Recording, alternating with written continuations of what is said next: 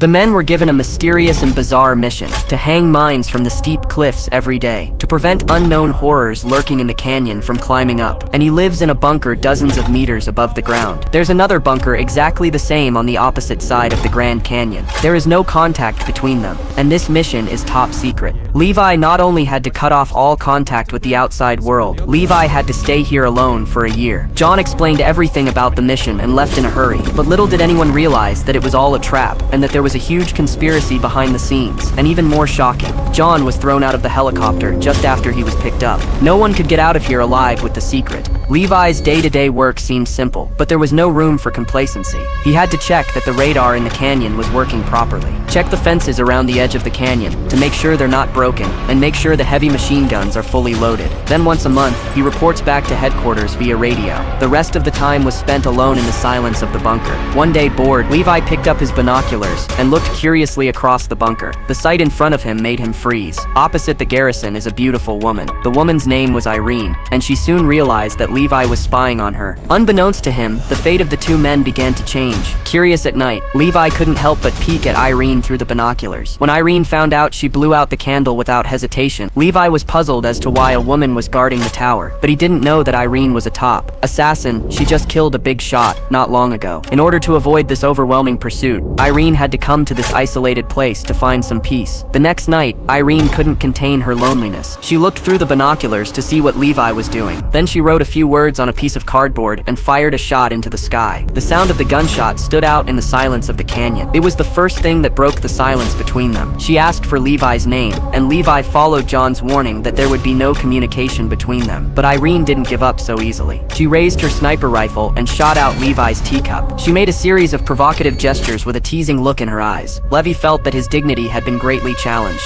In the spirit of courtesy and reciprocity, he quickly raised his gun and aimed to shoot out the bottle of wine. Surprisingly, Irene didn't get angry, but rather applauded with her hands up in the air. She even held the bottle above her head and asked Levi to shoot again, as if to test his skill and courage. Suddenly, Irene's face changed. As if she saw something terrible, she hurriedly signaled Levi that his feet were in danger. Levi was shocked and immediately looked down the tower. He saw a group of black shadows silently climbing up the canyon, and those mysterious creatures were trying to escape. In the next second, Levi finally saw their true colors with the help of the weak light.